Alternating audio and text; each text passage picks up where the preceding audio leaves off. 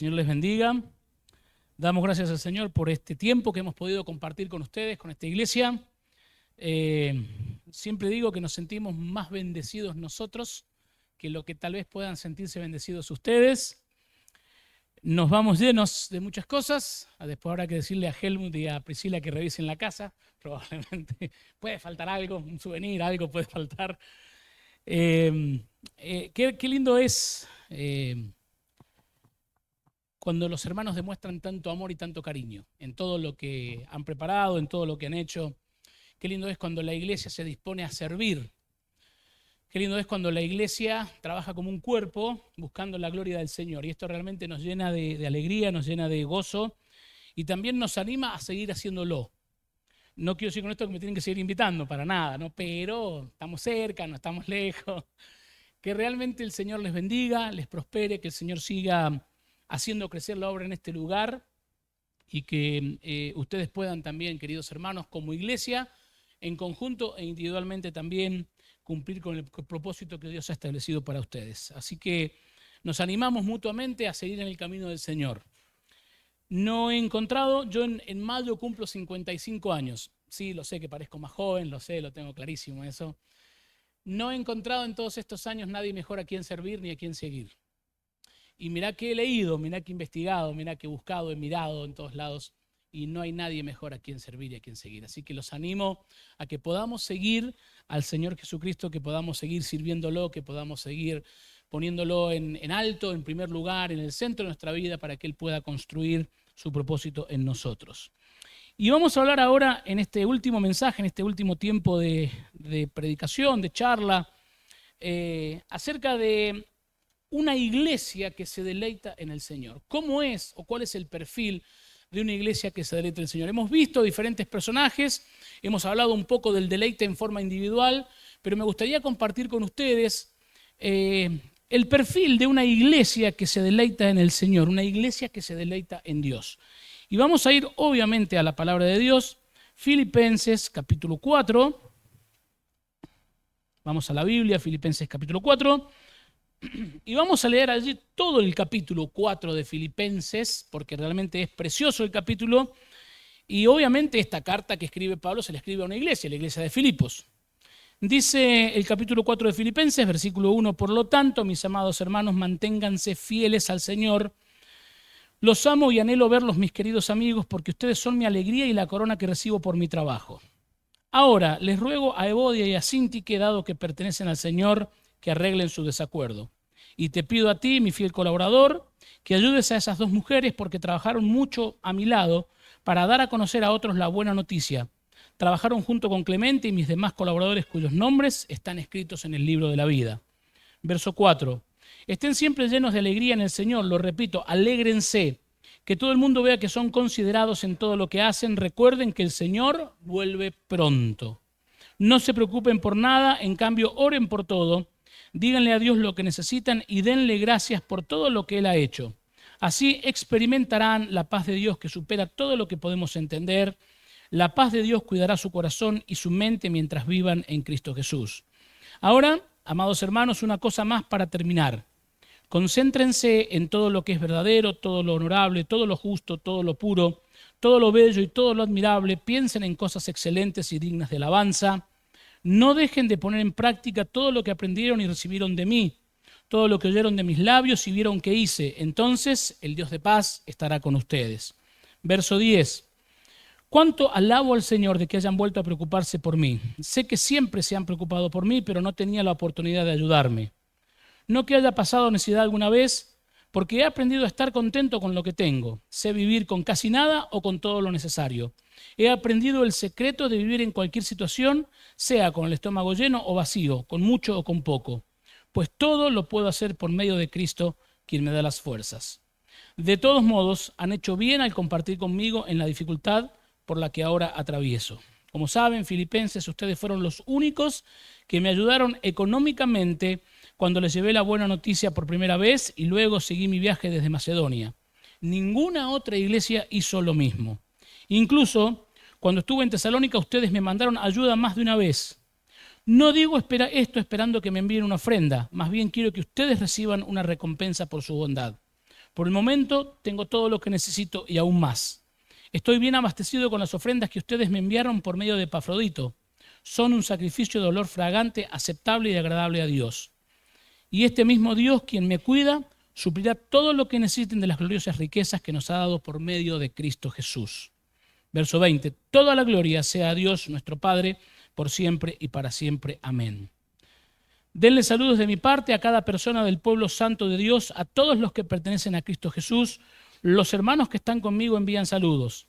Los demás del pueblo de Dios también les envían saludos, en particular los de la casa de César. Que la gracia del Señor Jesucristo sea con el espíritu de cada uno de ustedes. Hasta aquí la lectura. Si tuviéramos que hablar del perfil de la iglesia de Filipos, indudablemente en este capítulo 4 de Filipenses está relatado, lo vemos allí, lo estamos de alguna manera analizando y viendo lo que nosotros podemos entender y saber. La iglesia de Filipos era una iglesia muy sencilla, era una iglesia que había sido de alguna manera iniciada por el apóstol Pablo. Pablo es el que predica también en estos lugares. Y vemos aquí, en este capítulo, algo muy interesante.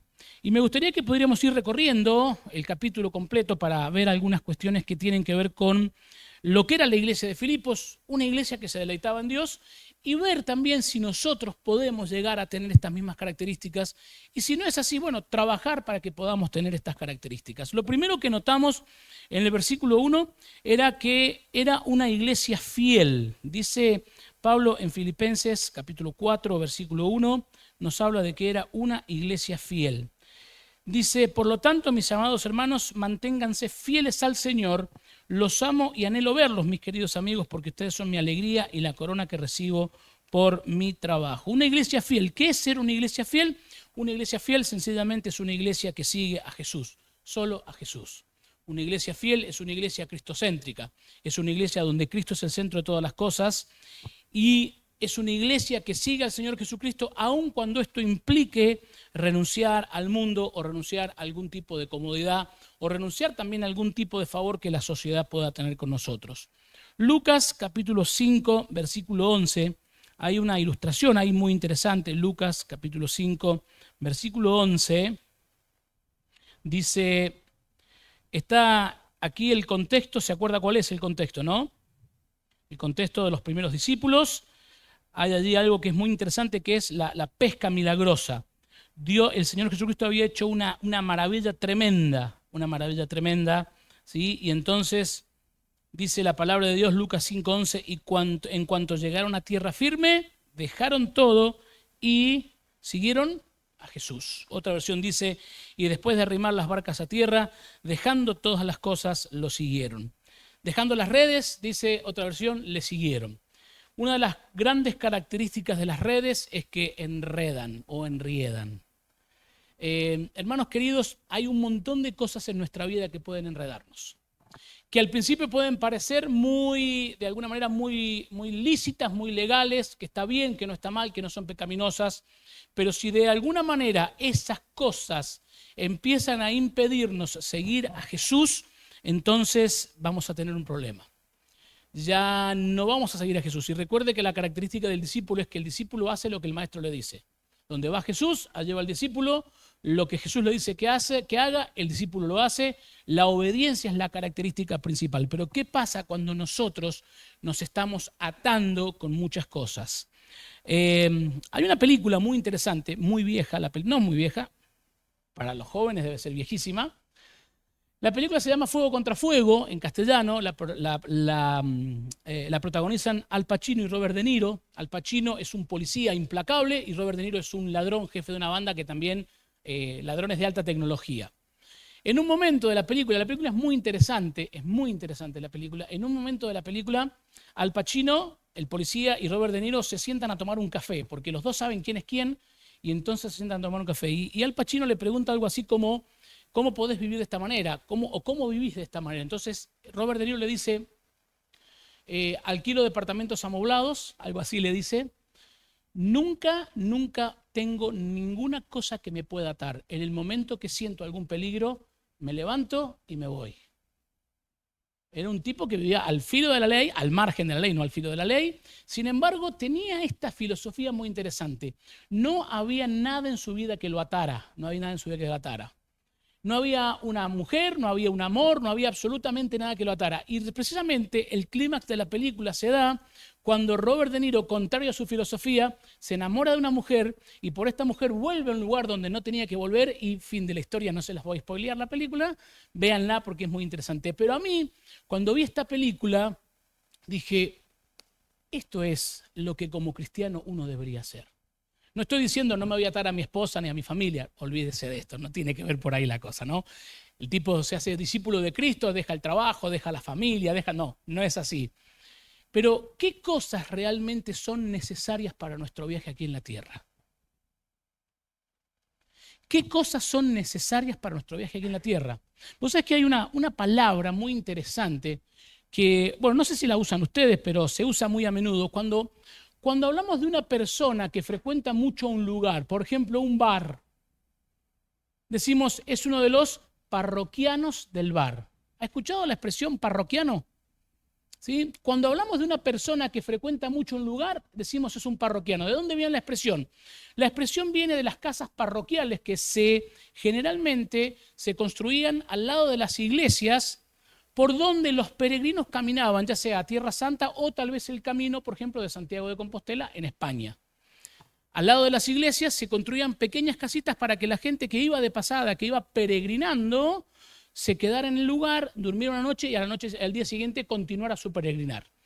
De hecho, la palabra parroquia o peregrino viene de esto, de peregrino que es paroikos, que es el peregrino. Y el peregrino, por definición, ¿qué hace? Camina. Un peregrino está de pasada, un peregrino está de paso. Pero resulta que se pusieron tan cómodas las casas parroquiales que la gente llegaba y se quedaba a vivir allí. Y ya se armaban los pueblos y en algún momento, fíjese cómo hicimos, le cambiamos el significado a la palabra y lo que antes significaba una persona que iba de paso porque iba caminando hacia un lugar distinto, hacia un lugar mejor, se queda a vivir en un lugar y ya parroquiano deja de ser sinónimo de peregrino y termina siendo sinónimo de el estable, el que siempre está. Fíjese hasta qué punto en nuestra mentalidad humana hemos tratado de acomodarnos. Iglesia querida, una iglesia que se mantiene fiel es una iglesia que sigue a Jesús. Es una iglesia que sigue a Jesús. ¿Dónde te sembró el Señor? Acá, bien, empezá a dar fruto acá. Pero si en algún momento el Señor decide injertarte en otro lado, tenés que estar dispuesto y preparado también para salir y ser utilizado por el Señor en otra parte. Esta es nuestra iglesia, acá naciste, me parece muy bien. Pero si el Señor te lleva a otra parte y entendés que es la voluntad del Señor, tenés que ser obediente a la voz del Señor. Nos debemos a nuestro Señor y Salvador, no nos debemos al lugar. Pero mientras estamos en el lugar, vamos a dejar todo en el lugar.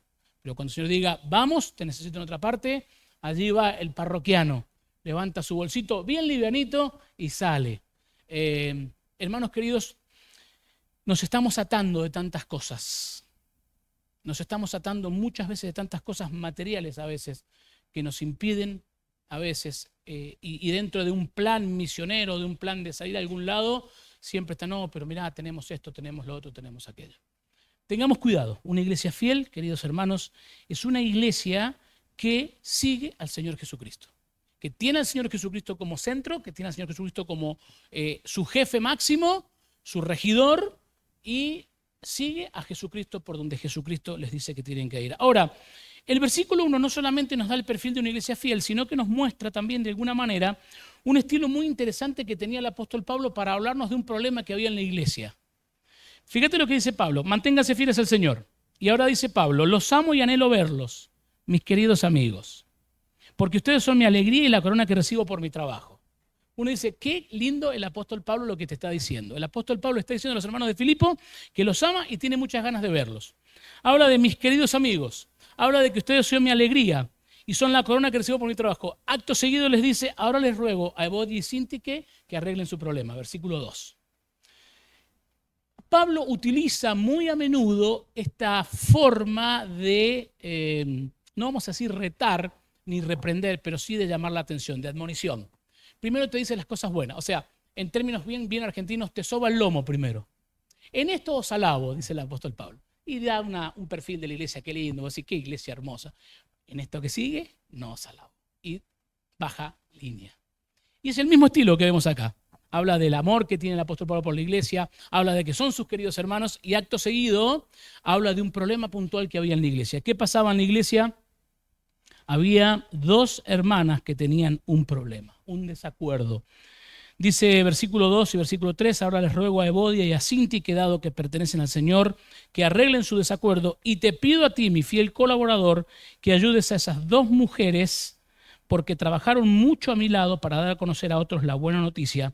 Trabajaron junto con Clemente y mis demás colaboradores, cuyos nombres están escritos en el libro de la vida, cuyos nombres están escritos en el libro de la vida. ¿Sí? Había un conflicto en la iglesia. Y dice, bueno, pero acá una iglesia que se deleita en el Señor no es una iglesia que tiene conflictos, no es una iglesia que tiene que tener problemas. Todos tenemos que tener la misma visión, todos tenemos que compartir la misma mirada, todos tenemos que pensar exactamente de la misma manera. Y eso yo no sé en qué lugar del mundo existirá como iglesia, pero por lo menos las iglesias que yo conozco no funcionan de esta manera. Queridos, los problemas entre hermanos van a existir siempre. Siempre van a existir los problemas entre hermanos. No es la ausencia de problemas entre los hermanos lo que nos define como iglesia de Cristo. Es la manera en que resolvemos esos problemas lo que nos define como iglesia de Cristo. Una iglesia que se deleita en el Señor no es una iglesia que no tiene problemas. Una iglesia que se deleita en el Señor es una iglesia que resuelve los problemas de manera bíblica, como tiene que ser, como Dios manda. Y bueno, ¿y cómo Dios nos ordena esto? Bueno, hay varias consideraciones que podríamos hacer sobre el tema de resolución de conflictos. Ahora, lo primero que tenemos que decir es que los conflictos tienen siempre una causa interna. Lo externo siempre es el detonante. La causa externa, o tienen dos causas, digamos. La causa externa es la que termina destapando, detonando o disparando lo que hay en mi corazón y en mi mente. Santiago capítulo 4, versículo 1. Santiago capítulo 4, versículo 1, dice la palabra de Dios así: por lo tanto, mis amados hermanos, esperen que no me está buscando la Biblia, Santiago capítulo 4, versículo 1, dice, ¿qué es lo que causa las disputas y las peleas entre ustedes? ¿Acaso no surgen de los malos deseos que combaten en su interior? ¿Puedo tener en mi corazón malos deseos? Sí. ¿Aún siendo cristiano? Sí. Porque recuerde que la lucha de las dos naturalezas sigue vigente, no ha terminado.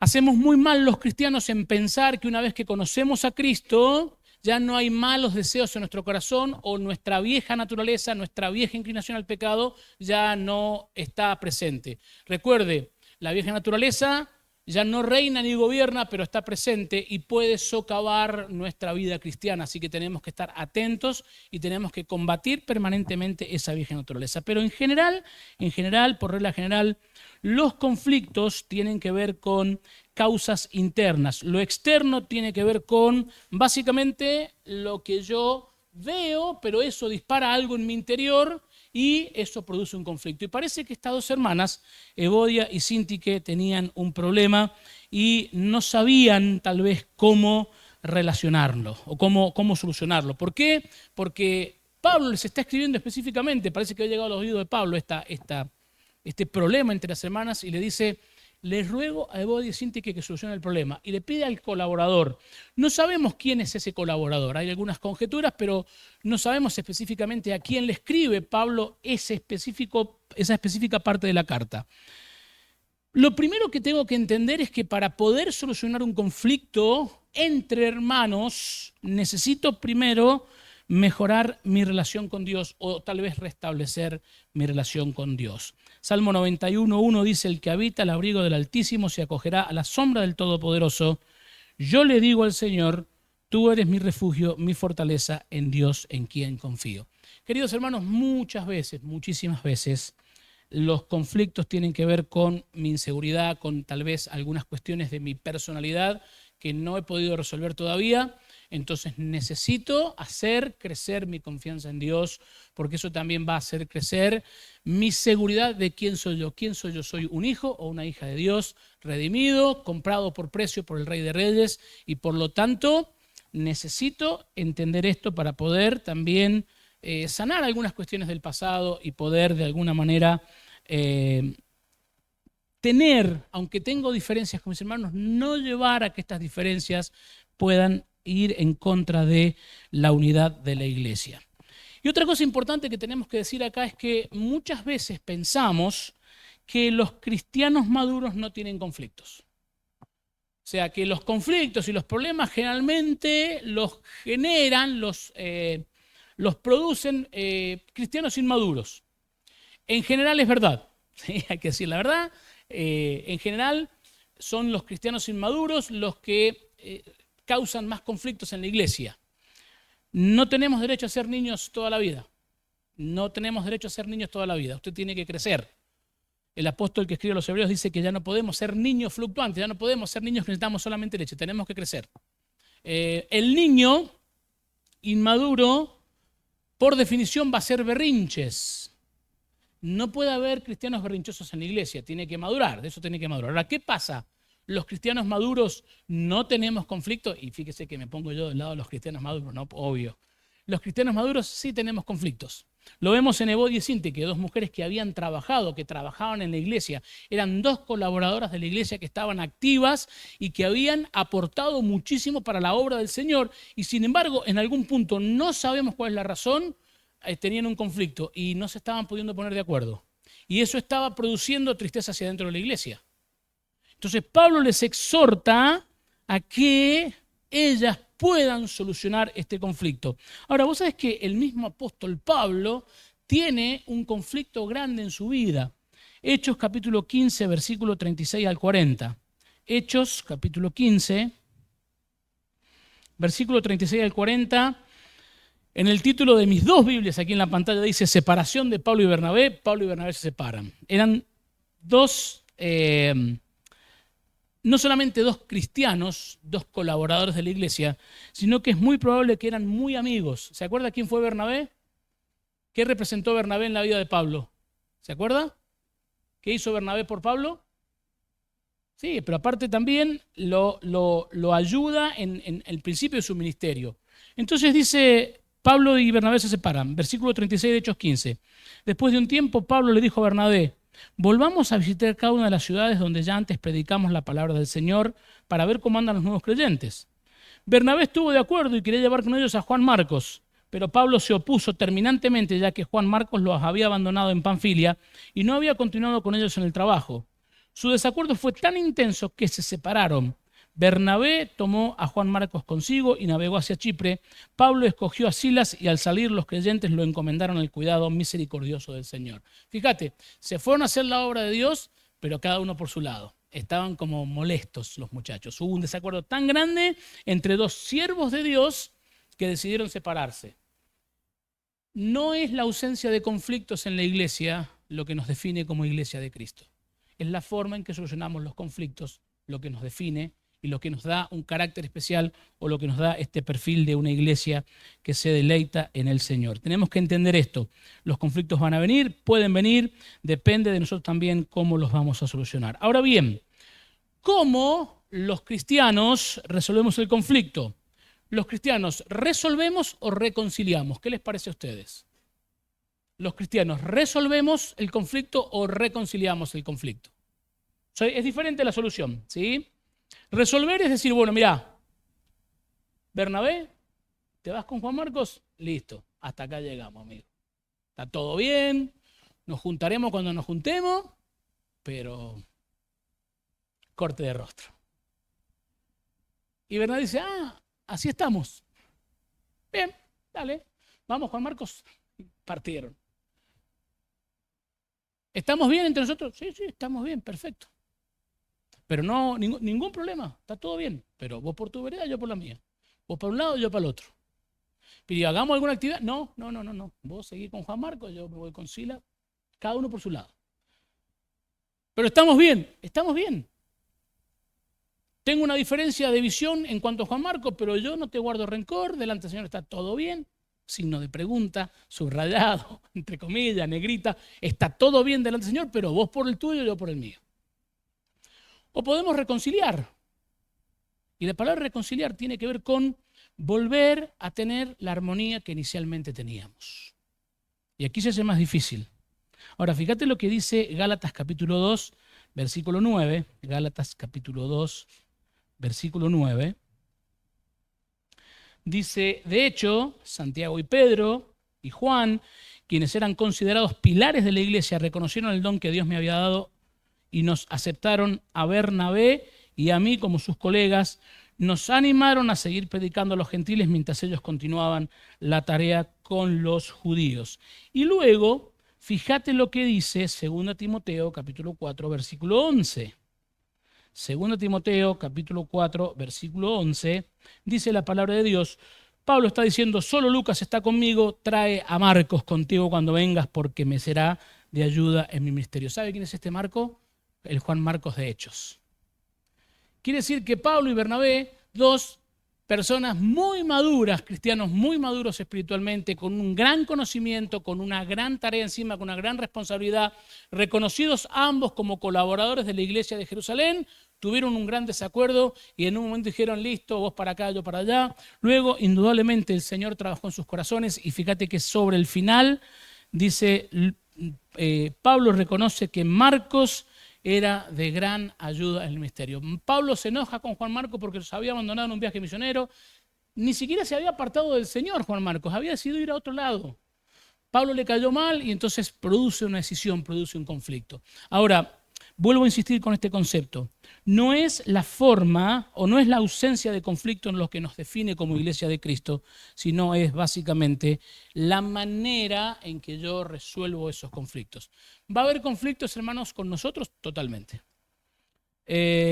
Todos juntos en el cielo, una gloria, todos juntos en la tierra, otra historia, decía un amigo mío. Y es real. Es real porque somos personas que tenemos diferentes orientaciones o que venimos de diferentes orientaciones, de diferentes antecedentes culturales, y es probable que en algunas cuestiones choquemos. Es probable que en alguna cuestión no tengamos la misma forma de pensar, no tengamos la misma forma de ver la vida o el trabajo o el servicio o aún la forma de hacer las cosas. Y esto nos pasa sobre todo, ¿sabes con quién nos pasa? Los que somos padres y estamos tratando de enseñar a nuestros hijos, por ejemplo, el manejo de alguna herramienta. ¿Te ha pasado? Los que somos papás, a mí me gusta mucho el tema de las herramientas, tengo un pequeño taller en casa, hago algunas cositas y a veces digo, ¿cómo no vas a saber lo que es una pinza pico del oro? Le digo a mi hijo, y mi hijo me viene diciendo, nunca me enseñaste lo que es una pinza pico del oro, y tiene razón el pibe, tiene razón. Y a veces yo le digo, agárrala así, y él la agarra de otra forma y le sale bien el trabajo. Dice, che, pero no es solo mi manera la única válida. Porque es la forma en que me enseñaron a mí, pero no necesariamente tiene que ser mi forma la única válida. Ojo, con algunas herramientas tenés que tener un patrón de trabajo. Es como aquella mujer que le transmitieron la receta de la colita de cuadril al horno. ¿Se acuerda la anécdota esta? Sí, entonces tomaba el cuadril y le cortaba la colita, le cortaba la punta y era la receta de la abuela. Entonces le preguntó un día a la madre, che, ¿por qué le cortamos la puntita del cuadril? Ah, no, tu abuela me enseñó así. Entonces la niña va y le pregunta a la abuela, abuela, ¿por qué le cortamos siempre la colita del cuadril? No, dice, porque yo tenía una bandeja más chiquitita y no me entraba todo el cuadril, por eso la cortaba. Nada más que por eso. ¿Sí? ¿Por qué solo cantamos himnos en tal reunión? Ah, porque siempre lo hicimos así. ¿Por qué hacemos esto en tal reunión? Ah, no, porque siempre se hizo así. ¿Por qué hacemos esto en... Ah, lo hicimos siempre así.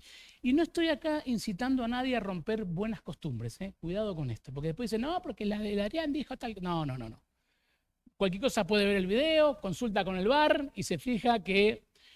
Pero hay veces, iglesia querida, que las generaciones que están viniendo pueden mostrarnos formas tal vez no mejores, pero más efectivas de hacer algunas cosas.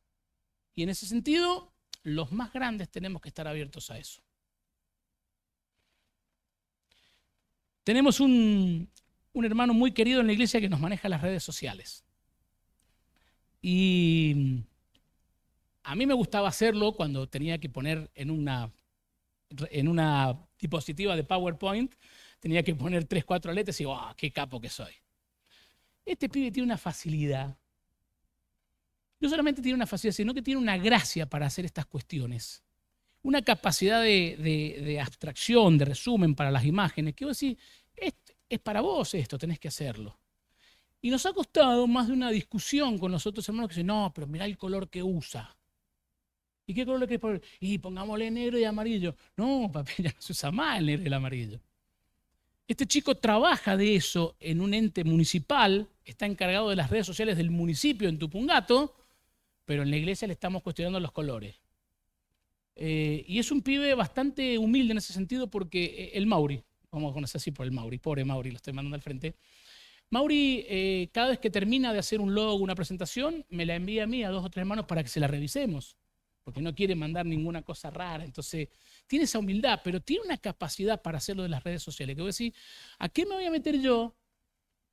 Que me cuesta, que ya no tengo ni la cabeza ni los ojos para hacer esto, si tengo una persona que Dios ha puesto para eso, y eso muchas veces puede producir un conflicto, y el conflicto no tiene que ver con lo que Él está haciendo, tiene que ver con mi percepción de lo que Él está haciendo. Así que, hermanos queridos, no estoy hablando de derribar culturas o costumbres. Si la costumbre es buena, es provechosa, la podemos continuar. Ahora, si nosotros como iglesia estamos viendo que hay costumbres que no nos están llevando a ningún lado, y bueno, tal vez será el momento de pensar y repensar algunas cuestiones. Ahora bien, vuelvo a insistir, ¿cuál es la forma en que nosotros solucionamos esos problemas? Juan capítulo 13, versículo 33 y 34. Perdón, el 34 dice, así que ahora les doy un nuevo mandamiento, ámense unos a otros, tal como yo los he amado, ustedes deben amarse unos a otros. Verso 35, el amor que tengan unos por otros será la prueba ante el mundo de que son mis discípulos. Dice la palabra de Dios en la Biblia textual, el verso 35, en esto conocerán todos que sois mis discípulos, si os tenéis amor unos por otros. Queridos, el ADN del discípulo es el amor. El ADN de la iglesia es el amor que nos tenemos unos a otros. Y fíjate qué interesante, aún me animaría a decirte algo. El éxito evangelístico de una iglesia depende de cómo la gente nos percibe hacia afuera. Y si no ven que nos amamos, ¿de qué amor les voy a hablar a las personas? Si cuando un hermano tiene un problema, los primeros que están ahí son los de la iglesia, y si no es así, entonces, ¿cómo le voy a decir a la persona, mira, Dios te ama y nos ha dejado a nosotros como iglesia para que te amemos? Y hay hermanos que siguen sufriendo solos, o hay hermanos que están sufriendo solos. O hay hermanos que pasan momentos de gran necesidad solos. Y yo lo sé. Y mi única expresión es decir, voy a orar por vos. Y está muy bien que le digamos, voy a orar por vos. Pero el apóstol Juan dice, si alguno tiene bienes de este mundo y ve a su hermano pasar necesidad y cierra contra él su corazón, ¿qué dice la palabra? El amor de Dios no está en él. El amor es la marca de la iglesia. Pero no el amor de palabras, sí, te amo con el amor del Señor porque veo en ti la gloria de mi Rey. Linda canción, hermosa, la cantamos mucho cuando éramos chicos. El amor real. El amor que se mueve en favor del otro. El amor que deja su comodidad y sale corriendo a ayudar al hermano en tiempo de necesidad. Ese es el amor que los demás van a ver reflejados. Esa es la manera en que resolvemos los conflictos. Che, la verdad que tu forma de pensar no me gusta, pero vamos a buscar un justo medio. Pero el amor tiene que seguir intacto. El amor tiene que seguir intacto. Y los cristianos, la iglesia de Cristo, es una iglesia donde nadie está solo. Salmo 68, 5 y 6 dice que Dios es el que agrega a los solitarios en familia. Y mire, quiero decirle algo, iglesia, y tal vez les está pasando ya a ustedes. Cada vez van a venir a la iglesia cada vez más personas solas, cuya familia no los acompaña a la iglesia o que los ha rechazado solo por ser cristianos. Y quiero darte un ejemplo claro para ver si lo podés entender. Ninguna persona sola en la iglesia debería pasar Navidad solo en su casa. Y no estoy hablando de que, bueno, vamos a organizar algo en la iglesia para que vengan y sean acá. Estoy hablando de abrir nuestras casas. Lo dice Pedro. No se olviden de la hospitalidad, de abrir sus casas. Ninguna persona sola de la iglesia que no tenga quien le festeje el cumpleaños debería pasar sola su cumpleaños.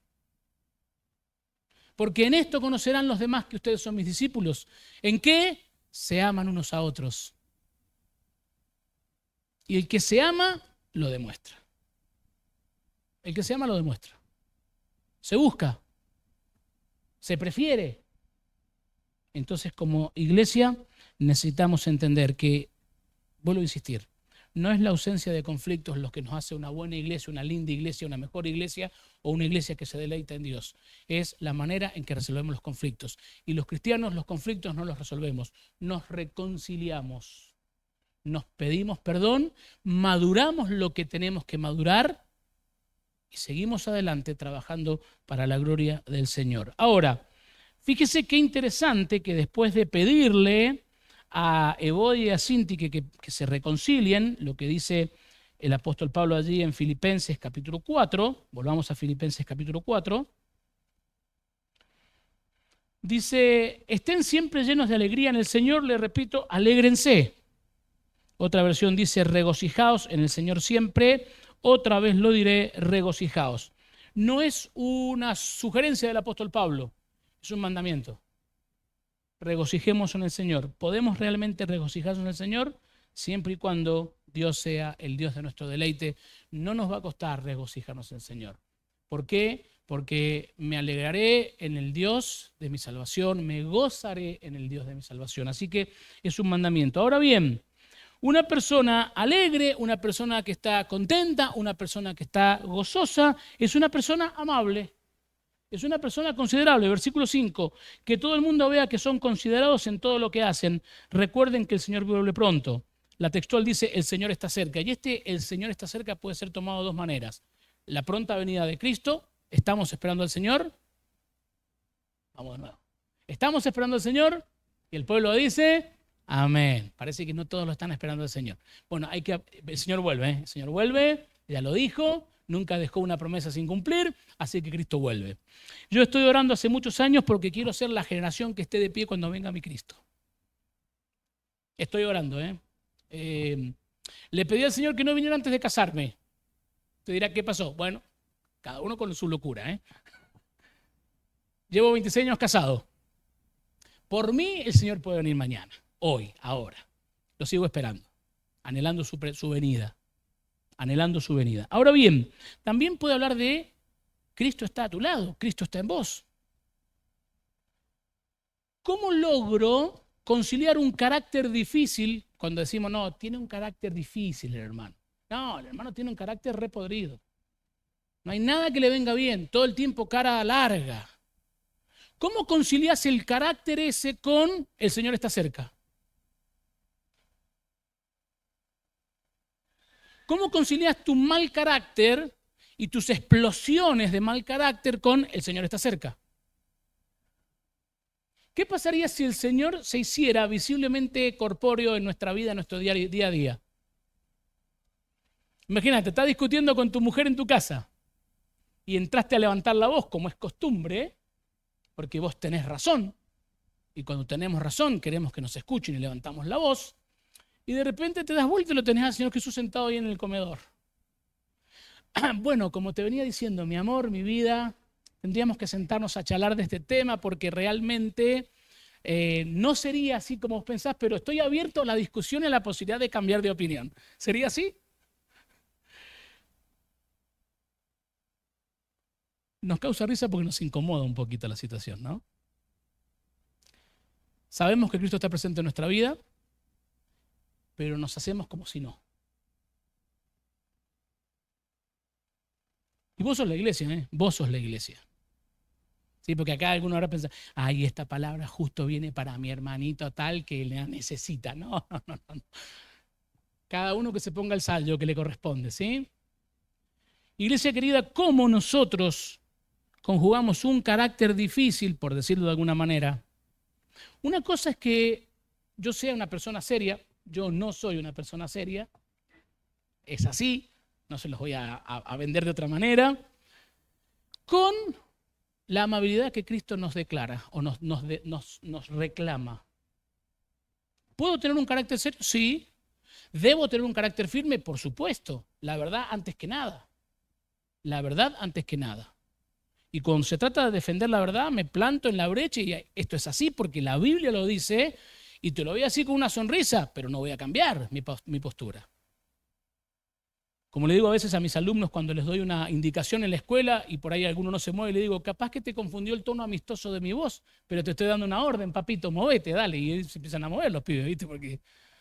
Pero necesitamos tener un carácter como el del Señor Jesucristo. Lo dice más adelante.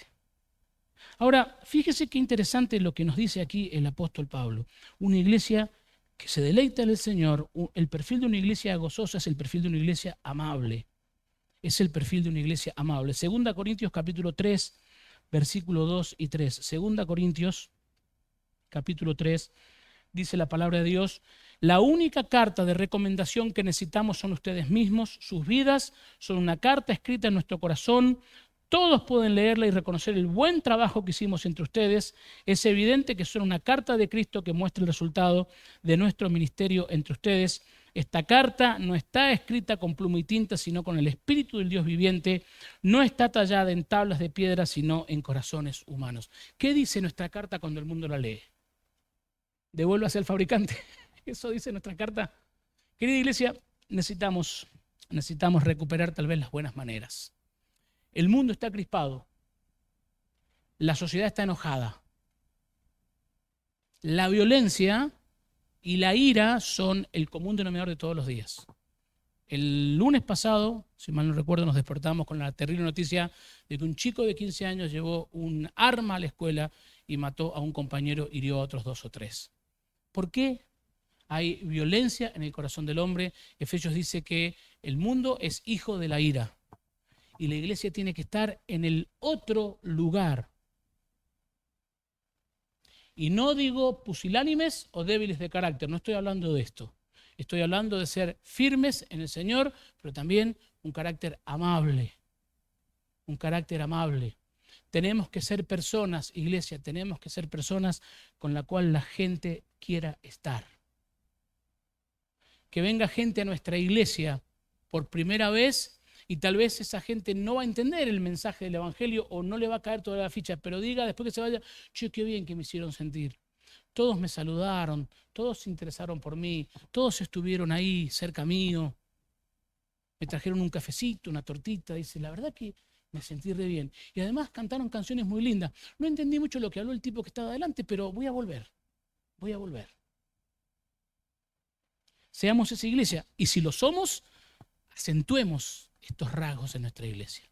La gente que venga a nuestra iglesia se vaya convencida de que es un lugar lindo para estar, de que es un lugar agradable. Siempre confrontados con la verdad, siempre confrontados absolutamente con la verdad.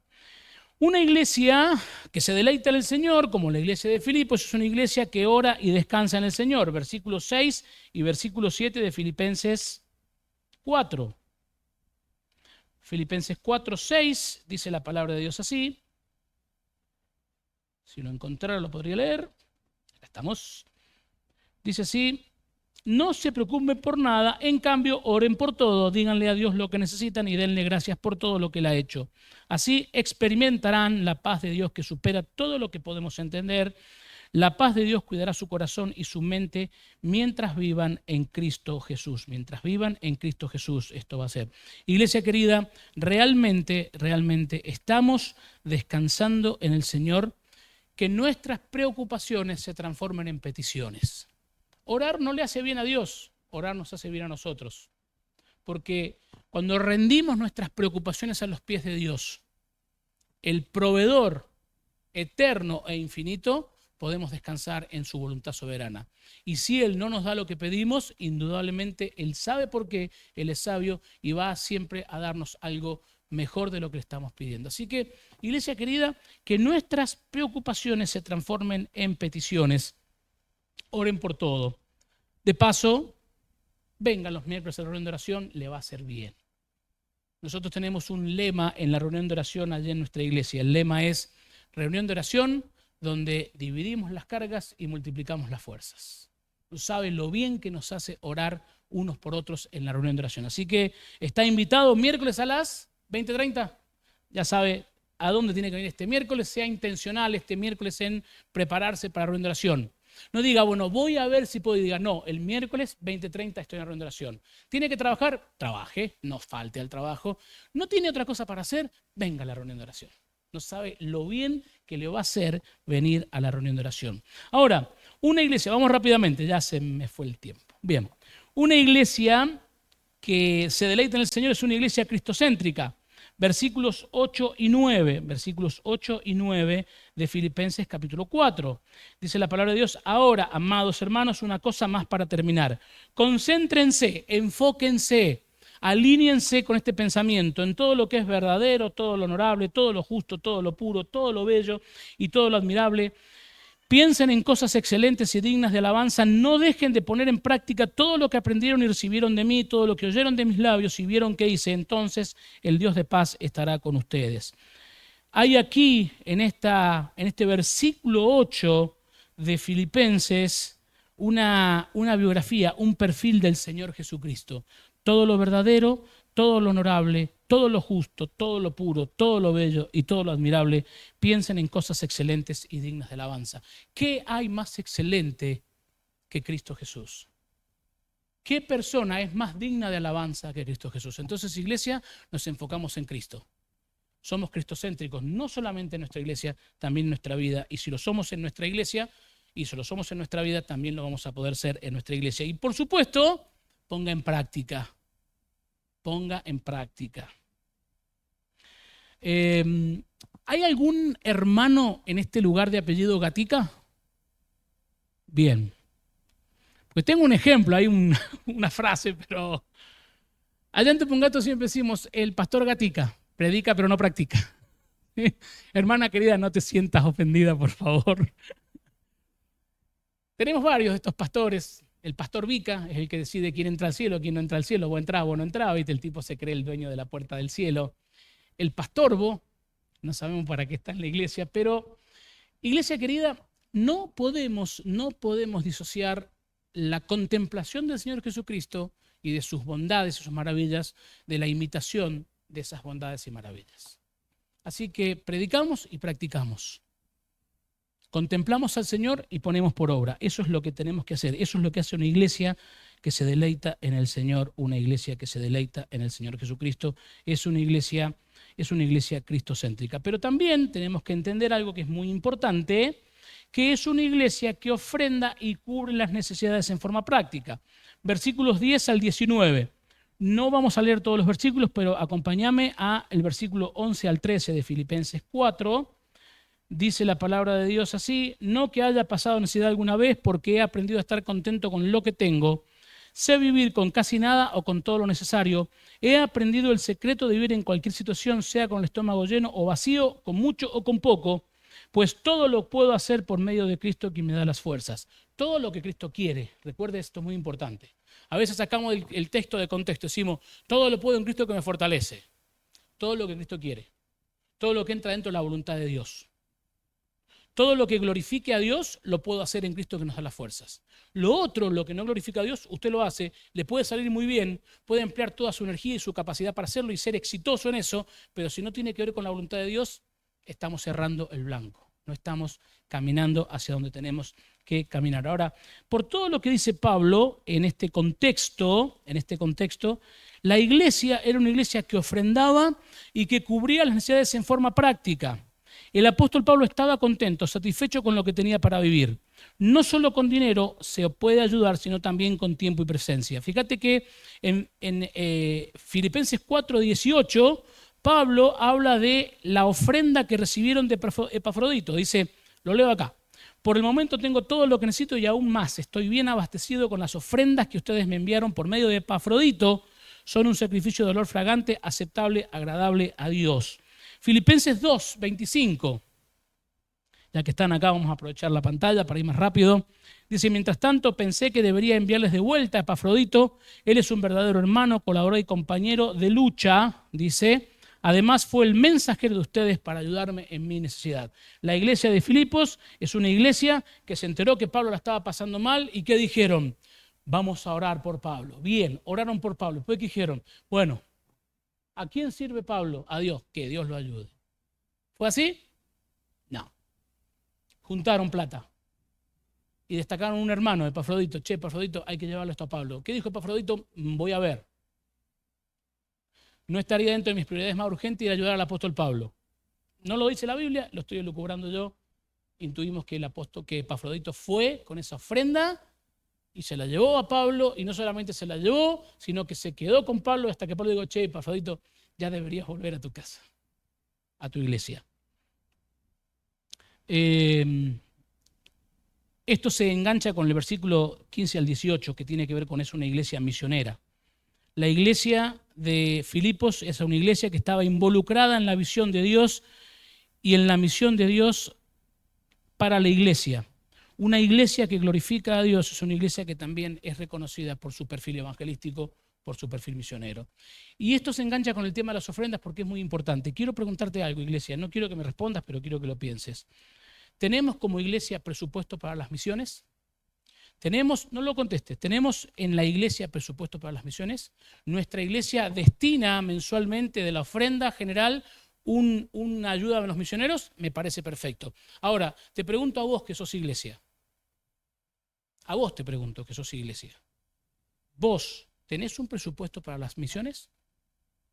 Aparte de la ofrenda que das a la iglesia, ¿destinás dinero mensualmente de tu bolsillo para sostener a algún misionero?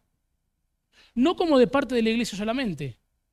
Aparte de la ofrenda general para la iglesia, ¿en tu presupuesto de ofrendas está la ofrenda misionera? ¿Estás colaborando con algún misionero de San Luis, con algún misionero de la Argentina o con algún misionero del exterior? Sin que nadie lo sepa, sin tener que hacer bombo, ni tener que hacer, sacarme selfie acá, despachando la ofrenda para el misionero. ¿Tenemos planificado en nuestro presupuesto mensual la ofrenda para los misioneros? ¿O es un tema de la iglesia? Viste que a veces cuando no queremos hacernos cargo de un tema, lo cargamos en esa nebulosa. No, de eso se encarga la iglesia. Vos sos la iglesia. Si bien la administración de la iglesia recae sobre 3, 4, 5 personas, los que ustedes tengan, vos sos la iglesia y vos como parte de la iglesia deberías estar involucrado en las misiones mundiales.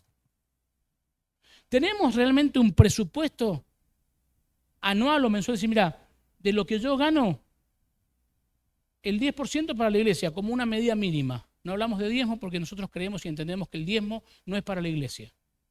Si usted quiere venir y dejar el diezmo acá, nosotros felices, lo recibimos. Nosotros en nuestra iglesia hay hermanos de extracción pentecostal que todos nos dicen cuando cosechan, hermanos, yo quiero dejar el diezmo en la iglesia. Le hemos explicado un montón de veces que nosotros no tenemos como doctrina para la iglesia el diezmar. Lo entienden, pero se sienten bien diezmando. Venga, diezme acá. Si la va a gastar, gástela acá. Ningún problema, ¿sí? Pero nosotros como familia, individualmente, tengo mi presupuesto mensual. Voy a irme un paso más atrás. ¿Hacemos un presupuesto mensual para saber lo que estamos gastando y lo que estamos ganando? Eso también es responsabilidad del cristiano, ¿eh? Es responsabilidad de los cristianos estar ordenados financieramente. El desorden financiero es indicio de un desorden espiritual. Cuidado con esto. La economía está fuertísima. Sí. Ordena tus finanzas, hermano. El desorden financiero en la vida del cristiano es síntoma de desorden espiritual. Tengamos cuidado con esto. Entonces, cuando nos ordenamos financieramente, como dice 2 Corintios, capítulo 9, versículo 8 al 11, el que siembra escasamente, cosechará escasamente. El que siembra abundantemente, cosechará abundantemente. Iglesia querida, no podemos ser una iglesia misionera si no estamos invirtiendo tiempo y dinero en las misiones. En las misiones locales, nuestra iglesia tiene alcance, tiene una hora feliz, tiene un ministerio en otro pueblo. Bien, vamos a trabajar, vamos a invertir. Hay que poner combustible a los vehículos. Hay que hacer folletería. Hay que llevar algunas cosas para compartir. Hay que moverse. Ore, ofrende. Deje la plata en la iglesia. Invierta en el reino.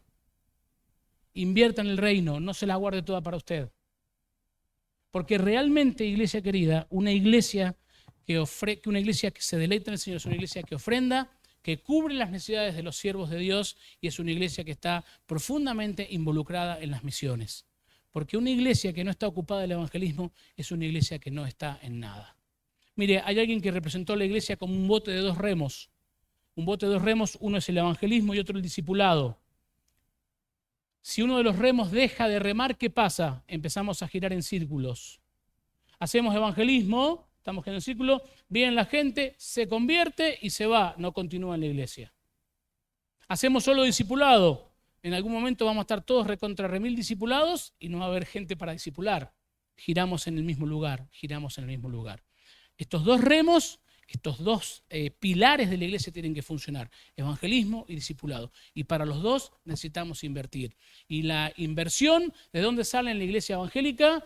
De lo que los hermanos generosamente apartan para darle al Señor la gloria a través de los bienes. También una iglesia que se deleita en el Señor es una iglesia que glorifica a Dios con su bolsillo. Es una iglesia que glorifica a Dios con su bolsillo. Una iglesia, versículos 19 y 20, ya para terminar, una iglesia que glorifica a Dios es una iglesia que recibe la gloria de Dios, se nutre de la gloria de Dios y sus necesidades son suplidas de acuerdo a las riquezas de Dios en Cristo Jesús. Eso dice el versículo 19 y 20. Efesios capítulo 3, verso 20 al 21. Efesios capítulo 3, verso 20 al 21, dice la palabra de Dios. Y ahora que toda la gloria sea para Dios, quien puede lograr mucho más de lo que pudiéramos pedir o incluso imaginar mediante su gran poder que actúa en nosotros. Gloria a Él en la iglesia y en Cristo Jesús por todas las generaciones, desde hoy y para siempre. Amén. Una iglesia que se deleita en el Señor es una iglesia que vive permanentemente viendo cómo la gloria de Dios se manifiesta. ¿No te he dicho que si crees verás la gloria de Dios? Dijo el Señor Jesucristo. Una iglesia que se deleita en el Señor es una iglesia en la que Dios se agrada. Es una iglesia en la que Dios se mueve, en la que Dios se manifiesta y en la que Dios muestra su gloria. ¿Y qué mejor para nosotros que Dios manifieste su gloria? ¿Qué dijeron aquellos 3 que estaban en el monte de la transfiguración? ¿Se acuerda? Señor, bueno es para nosotros que estemos aquí. Y hagamos una enramada. No bajemos más al valle. Quedémonos en este monte donde vimos tu gloria. Esta iglesia tiene que ser el faro de la gloria de Dios para el barrio, para San Luis, para lo que usted quiera. No se quede corto en imaginar lo que Dios puede hacer, porque la Biblia dice, no lo digo yo, lo dice la Biblia, que Dios es poderoso para hacer mucho más de lo que pudiéramos pedir o incluso imaginar mediante su gran poder. Imaginen grande. Y póngase a trabajar y permita que Dios se glorifique en medio de su iglesia. Y el último versículo, Filipenses capítulo 4, versículo 23, dice algo maravilloso: que la gracia del Señor Jesucristo sea con el espíritu de cada uno de ustedes. Una iglesia que se deleita en Dios es una iglesia donde abunda la gracia. No el juicio, la gracia. Y no estoy diciendo que no digamos la verdad y que suavicemos el mensaje del Evangelio. Estoy diciendo que prediquemos el mensaje del Evangelio y prediquemos la gracia que la gente necesita para librarse de la condenación del infierno, donde Dios va a ejercer el justo juicio que merecen las personas que rechacen a Jesucristo. Por eso, tenemos que predicarnos el Evangelio todos los días. Volver a pasar por 1 Timoteo 1:15. Palabra fiel y digna de ser recibida por todos. Que Cristo Jesús vino al mundo a salvar a los pecadores, de los cuales yo soy el peor de todos. Lo mejor del cielo muere por lo peor de la tierra.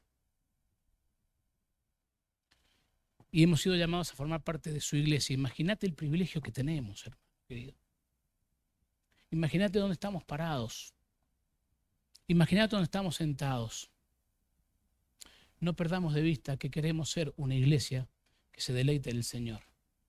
Una iglesia donde la gracia abunda. donde la presencia manifiesta de Dios se mueve entre nosotros y podemos realmente sentir, vivir, experimentar la presencia de Dios. Que Dios te bendiga, que Dios nos permita aprender o continuar deleitándonos en Dios. No hay mejor lugar, como decía aquella canción, no hay lugar más alto que estar a tus pies. Aquí estamos, Señor, y te pedimos que nos permitas, Padre querido, ver tu gloria. Padre amado, queremos disfrutar tu presencia. Queremos disfrutar en tu presencia, Señor. Queremos que podamos sacar de nuestra mente, de nuestro corazón, aquellos prejuicios que nos impiden gozar de tu presencia. Deleitarnos en tu persona. Deleitarnos en el conocimiento de tu persona.